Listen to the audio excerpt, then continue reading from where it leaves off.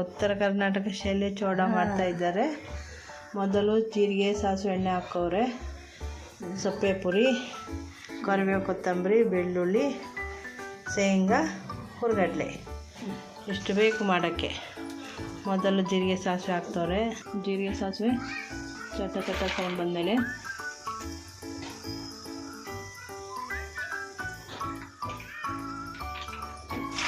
ಶೇಂಗಾ ಹಾಕಿದ್ದಾರೆ.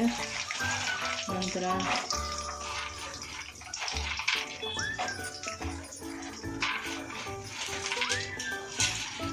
ಹುರ್ಗಡ್ಲೆ,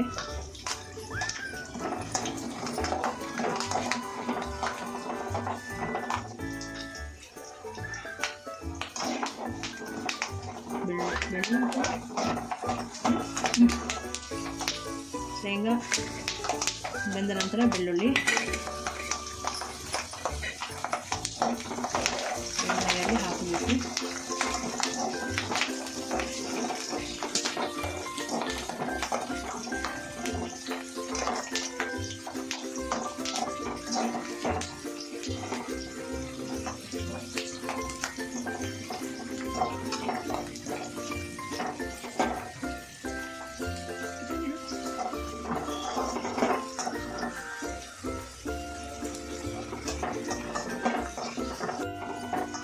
ಬೆಳ್ಳುಳ್ಳಿ ಕೆಂಪಗಾದ ನಂತರ ಹುರ್ಗಡ್ಲೆ ಹಾಕಬೇಕು.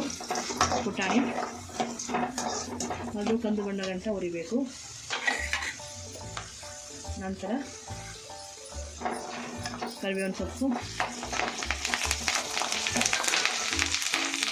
ನಂತರ ಕೊತ್ತಂಬರಿ,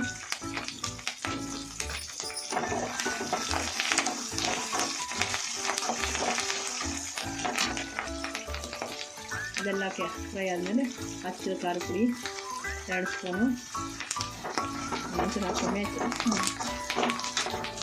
ಹಚ್ಚಿ ಖಾರ ಪುಡಿ ಹಾಕೋರೆ, ಸ್ವಲ್ಪ ಅರಿಶಿನ, ಖಾರ, ಉಪ್ಪು, ಹಚ್ಚಿ ಖಾರ ಪುಡಿ ನಂತರ ಅರಿಶಿನ,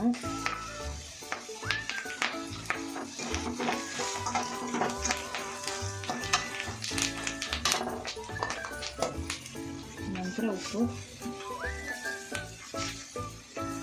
ಎಲ್ಲ ಹಾಕಿ ಫ್ರೈ ಮಾಡಬೇಕು.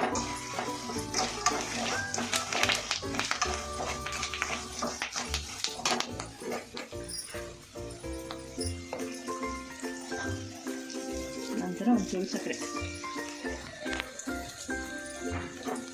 ಇದೆಲ್ಲ ಫ್ರೈ ಮಾಡಿ ನಂತರ ಸೊಪ್ಪು ಪುಡಿ ಕಲಿಸ್ಬೇಕು.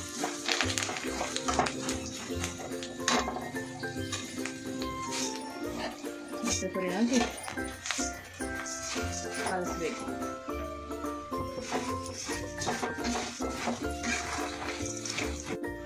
ಉತ್ತರ ಕರ್ನಾಟಕದ ಚೋಡ